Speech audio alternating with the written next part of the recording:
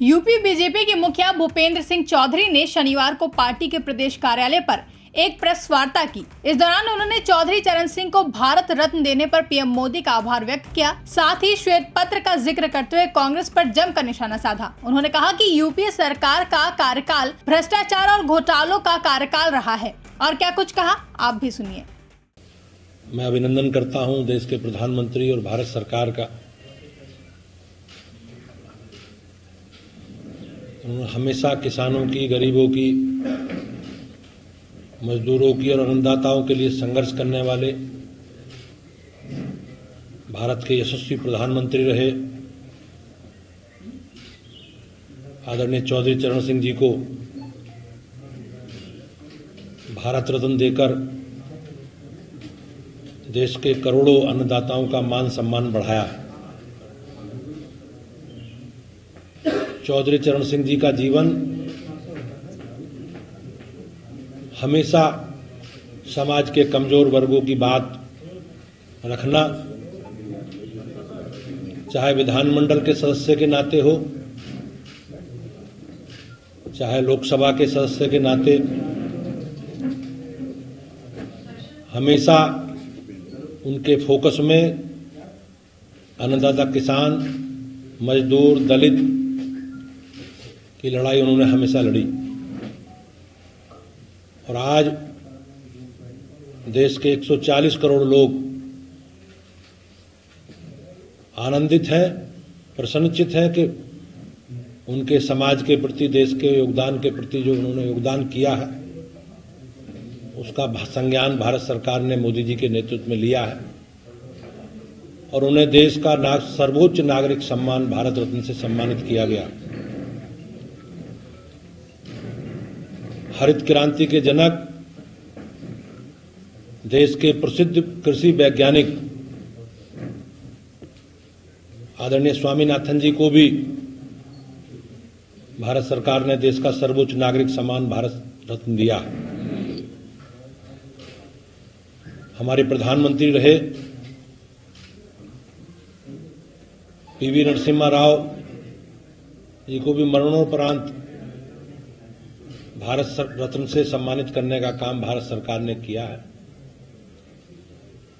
पद्म पुरस्कारों के प्रति जो माननीय प्रधानमंत्री जी की सोच है, ये निर्णय उसे ही प्रदर्शित करता है। मैं उत्तर प्रदेश के सभी नागरिक भाइयों बहनों की ओर से भारत सरकार के प्रति और माननीय प्रधानमंत्री जी के प्रति कृतज्ञता प्रकट करता हूं, उनका आभार प्रकट करता हूं कि उन्होंने, उनकी सरकार ने ये एक महत्वपूर्ण निर्णय लिया है। ये हमारे लिए, सबके लिए गर्व का विषय है। आज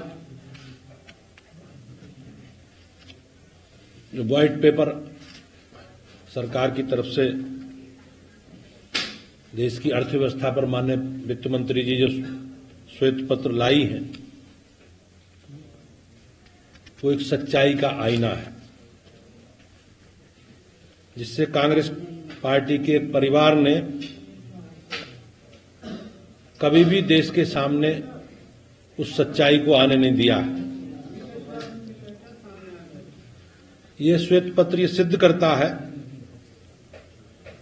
कि कैम्ब्रिज, ऑक्सफोर्ड या हार्वर्ड से निकले हुए अर्थशास्त्री या रिजर्व बैंक के गवर्नर देश की अर्थव्यवस्था को उसी तरह ऊंचाई पर लेकर जा सकते हैं, ये सच नहीं। सच्चाई ये है कि भारत का एक गरीब बेटा जिसने अपने जीवन में गरीबी को जीने का काम किया है,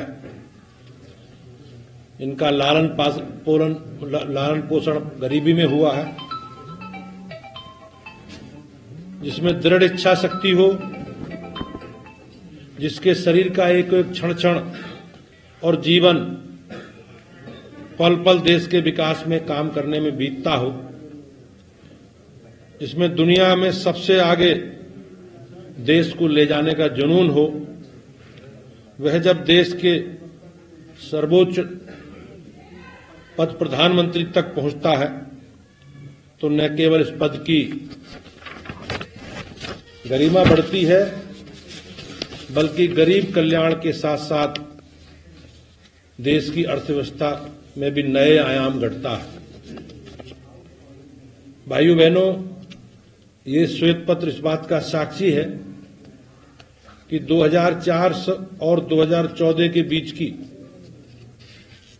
कांग्रेस के गठबंधन से यूपीए सरकार की अवधि की तुलना में 2014 से 24 तक आदरणीय प्रधानमंत्री जी श्री नरेंद्र मोदी जी के सरकार में देश की अर्थव्यवस्था में किस प्रकार से कैसे सुधार हुआ। यूपीए ने केवल अर्थव्यवस्था का नुकसान पहुंचाया, बल्कि हम ही लोग कह सकते हैं कि देश को लूटने का काम, और जिस प्रकार से सरकार के समय भ्रष्टाचार के रोज नए स्कैम खुलते थे और सरकार के अलग अलग विभागों का काम करने वाले मंत्रीगण जिस प्रकार से जेल जाते थे, वो उसी का प्रतीक बन गए थे। श्रद्धेय अटल बिहारी वाजपेयी जी सरकार के एक स्तंभ अर्थव्यवस्था विरासत में मिलने के बावजूद यूपीए ने देश की अर्थव्यवस्था को कैसे गैर निष्पादित अर्थव्यवस्था में बदल दिया, इसकी जानकारी इस श्वेत पत्र में मिलती है। जब श्रद्धेय अटल बिहारी वाजपेयी जी के नेतृत्व में एनडीए की सरकार ने कार्यभार संभाला, तब सार्वजनिक क्षेत्र के बैंकों में एनपीए का अनुमान 16% था, और अब जब उन्होंने पद छोड़ा तब यह 7.8% था। सितंबर 2013 में यह अनुमान सरकारी बैंकों के कमर्शियल लोन निर्णय में यूपीए सरकार द्वारा राजनीतिक हस्तक्षेप के कारण 12.3% चढ़ गया था। 2014 में बैंकिंग संकट बहुत बड़ा था। 2004 में सरकारी क्षेत्रों के बैंक द्वारा सकल अग्रिम केवल 6.6 लाख करोड़ रुपए था, जबकि मार्च 2012 में यह 39.0 लाख करोड़ रुपए था। यूपी की सरकार के दौरान देश की जो बदहाल आर्थिक स्थिति थी, उसका जिम्मेदार कहीं न कहीं उस वक्त की सरकार का नेतृत्व कर रहे लोग थे, पीएम से लेकर सुपर पीएम तक।